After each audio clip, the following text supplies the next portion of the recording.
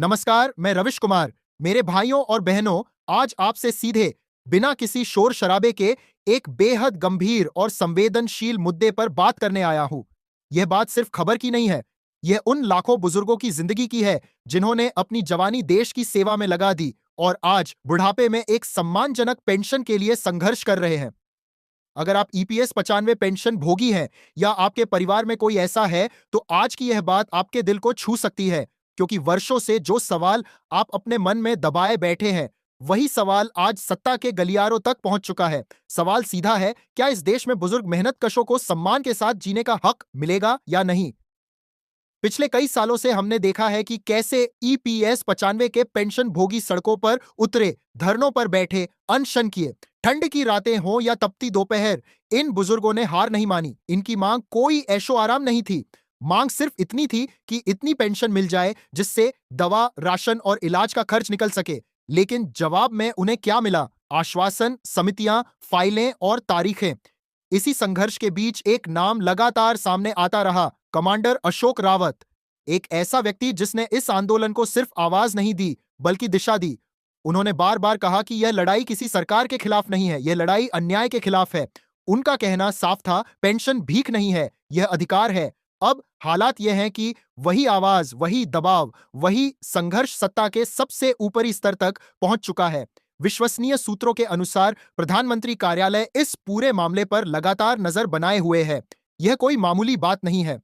जब किसी फाइल पर प्रधानमंत्री कार्यालय की सीधी नजर पड़ती है, तो उसका मतलब होता है कि मामला सिर्फ प्रशासनिक नहीं, बल्कि राजनीतिक और नैतिक स्तर पर भी गंभीर हो चुका है। पिछले कुछ समय से दिल्ली के गलियारों में एक चर्चा तेज है। कहा जा रहा है कि ईपीएस 95 पेंशन को लेकर एक नया मसौदा तैयार किया गया है। इस मसौदे में न्यूनतम पेंशन को 7,500 रुपए करने और उस पर महंगाई भत्ता जोड़ने का प्रस्ताव शामिल है। यह वही मांग है जिसे लेकर पेंशन भोगी वर्षों से संघर्ष कर रहे हैं। लेकिन यहां पर एक बात समझना बहुत जरूरी है। अभी तक सरकार की तरफ से कोई आधिकारिक अधिसूचना जारी नहीं हुई है, यानी कागज पर अंतिम मुहर लगना बाकी है। इसी वजह से पेंशन भोगियों के मन में उम्मीद और आशंका दोनों साथ साथ चल रही है। सोशल मीडिया पर तरह तरह के दावे हो रहे हैं। कोई कह रहा है कि पैसा अगले महीने खाते में आ जाएगा, कोई कह रहा है कि फैसला टल सकता है। कमांडर अशोक रावत का रुख इस पूरे मामले में बिल्कुल साफ है। उन्होंने कहा है कि अब सिर्फ बातों से काम नहीं चलेगा, उन्हें लिखित आदेश चाहिए और सबसे जरूरी, बैंक खाते में बढ़ी हुई पेंशन की एंट्री चाहिए। उनका कहना है कि अगर इस बार भी सिर्फ आश्वासन मिला तो आंदोलन और तेज होगा। सरकार भी यह बात समझ रही है कि पेंशन भोगियों की यह नाराजगी साधारण नहीं है। यह नाराजगी एक बड़े सामाजिक असंतोष में बदल सकती है, क्योंकि बात सिर्फ पेंशन की नहीं रह गई है। बात बुजुर्गों के सम्मान, उनके आत्मसम्मान और उनके जीवन की गरिमा की है। जब कोई बुजुर्ग यह कहता है कि पूरी जिंदगी काम करने के बाद भी दवा के पैसे नहीं हैं, तो यह सिर्फ आर्थिक समस्या नहीं होती, यह सिस्टम की असफलता होती है। सूत्रों का कहना है कि श्रम एवं रोजगार मंत्रालय और वित्त मंत्रालय के बीच इस मुद्दे पर कई दौर की बातचीत हो चुकी है। कुछ विकल्पों पर सहमति भी बनी है। यह भी चर्चा है कि सरकार इसे चरणबद्ध तरीके से लागू कर सकती है, यानी पहले न्यूनतम पेंशन में बढ़ोतरी और फिर धीरे धीरे अन्य सुविधाएं। लेकिन पेंशन भोगियों की मांग साफ है, पूरा समाधान, आधा अधूरा नहीं। इस पूरे घटनाक्रम में एक और बात अहम है। इस बार सिर्फ पेंशन भोगी ही नहीं, उनके परिवार भी साथ खड़े हैं। उनके बच्चे, उनके पोते पोतियां, सभी यह देख रहे हैं कि उनके बुजुर्गों के साथ कैसा व्यवहार हो रहा है। यही वजह है कि अगर आंदोलन हुआ तो वह पहले से कहीं ज्यादा बड़ा और व्यापक हो सकता है। राजनीतिक जानकारों का मानना है कि मौजूदा माहौल में सरकार के लिए इस मुद्दे को नजरअंदाज करना आसान नहीं है। चुनावी समीकरण, सामाजिक दबाव और नैतिक जिम्मेदारी तीनों मिलकर सरकार को एक निर्णायक कदम उठाने की ओर धकेल रहे हैं। लेकिन सवाल फिर वही है, कब और कैसे? पेंशन भोगियों की नजर अब सिर्फ एक चीज पर टिकी है, सरकारी अधिसूचना और बैंक खाते में आने वाला पैसा। जब तक वह नहीं आता, तब तक यह संघर्ष खत्म नहीं माना जाएगा। इतिहास गवाह है कि ईपीएस 95 पेंशन भोगियों ने कभी बिना लड़े कुछ नहीं पाया। आने वाले दिन बेहद अहम है। ये तय करेंगे कि यह संघर्ष एक ऐतिहासिक जीत में बदलेगा या फिर एक और लंबी प्रतीक्षा में। उम्मीद की किरण जरूर दिख रही है, लेकिन अंतिम फैसला अभी बाकी है। पिछले कुछ दिनों में जो संकेत सामने आए हैं, वे इस संघर्ष को एक नई दिशा देते दिखाई देते हैं। सरकार के भीतर यह स्वीकार किया जाने लगा है कि ईपीएस 95 पेंशन व्यवस्था मौजूदा हालात में नाकाफी है। महंगाई जिस रफ्तार से बढ़ी है, उसके सामने 1000 या 1500 रुपए की पेंशन एक मजाक बनकर रह जाती है। ये बात अब सिर्फ पेंशन भोगी नहीं कह रहे, बल्कि सिस्टम के भीतर बैठे लोग भी निजी बातचीत में मान रहे हैं।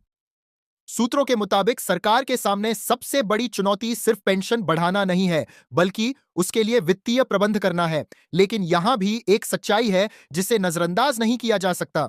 जब देश बड़े बड़े कॉरपोरेट कर्ज माफ कर सकता है, जब योजनाओं पर हजारों करोड़ खर्च हो सकते हैं, तो उन बुजुर्गों के लिए संसाधन क्यों नहीं निकल सकते जिन्होंने दशकों तक ईपीएफ में योगदान दिया? कमांडर अशोक रावत इसी सवाल को बार बार उठाते रहे हैं। उनका कहना है कि यह कोई नई मांग नहीं है।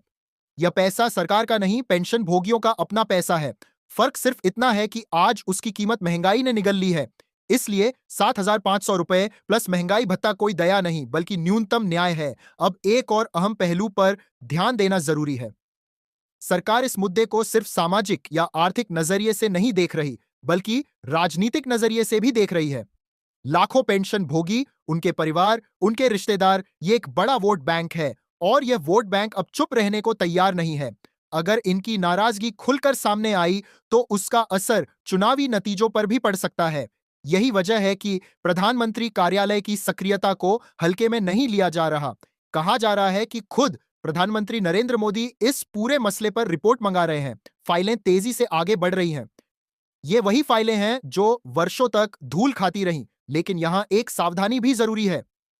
इतिहास बताता है कि ईपीएस 95 पेंशन भोगियों को कई बार उम्मीद दिखाई गई और आखिरी वक्त पर फैसला टाल दिया गया। इसलिए इस बार भी जब तक लिखित आदेश और खाते में पैसा नहीं आता, तब तक किसी भी दावे को अंतिम सच मानना जल्दबाजी होगी। अशोक रावत इस बात को भली भांति समझते हैं। यही वजह है कि उन्होंने एक स्पष्ट समय सीमा तय की है। उनका कहना है कि अब आंदोलन स्थगित नहीं हुआ है, सिर्फ रुका हुआ है। अगर सरकार ने तय समय के भीतर सभी प्रमुख मांगों पर ठोस निर्णय नहीं लिया, तो आंदोलन फिर शुरू होगा, और इस बार वह सिर्फ दिल्ली तक सीमित नहीं रहेगा। इस आंदोलन की सबसे बड़ी ताकत इसकी नैतिकता है। बुजुर्ग लाठियां टेकते हुए, व्हीलचेयर पर बैठे हुए अपने हक की बात कर रहे हैं। उनकी मांग किसी दूसरे का हक छीनने की नहीं है। उनकी मांग सिर्फ इतनी है कि जीवन के आखिरी पड़ाव में उन्हें किसी के सामने हाथ न फैलाना पड़े। आज हालात ऐसे हैं कि देश का एक बड़ा वर्ग इस मुद्दे को ध्यान से देख रहा है। सोशल मीडिया पर भले ही अफवाहें फैल रही हों, लेकिन जमीनी सच्चाई यह है कि पेंशन भोगियों का सब्र अब जवाब दे रहा है। दवाइयों के बिल, अस्पतालों के खर्च, रोजमर्रा की जरूरतें, इन सब के बीच पेंशन की हर तारीख एक परीक्षा बन गई है। अगर सरकार वाकई 7,500 रुपए प्लस महंगाई भत्ता लागू करती है, तो यह सिर्फ एक आर्थिक फैसला नहीं होगा, यह एक संदेश होगा कि देश अपने बुजुर्गों को भूलता नहीं है। ये उन लाखों लोगों के आत्मसम्मान की जीत होगी जिन्होंने खामोशी से, शांति से, लोकतांत्रिक तरीके से संघर्ष किया। लेकिन अगर फिर से देरी हुई, अगर फिर से सिर्फ वादे मिले, तो यह निराशा गुस्से में बदल सकती है, और जब बुजुर्गों का धैर्य टूटता है, तो उसका असर पूरे समाज पर पड़ता है। इसलिए आने वाले दिन सिर्फ पेंशन भोगियों के लिए नहीं, सरकार के लिए भी परीक्षा के दिन है। फैसला चाहे जो हो, वह इतिहास में दर्ज होगा। या तो यह लिखा जाएगा कि दशकों के संघर्ष के बाद न्याय मिला, या फिर यह कि एक और मौका गंवा दिया गया। फिलहाल देश के लाखों ईपीएस 95 पेंशन भोगी एक ही सवाल के जवाब का इंतजार कर रहे हैं। क्या इस बार सच में उनके खाते में बढ़ी हुई पेंशन आएगी? यह सवाल सिर्फ आर्थिक नहीं है, यह सम्मान का सवाल है।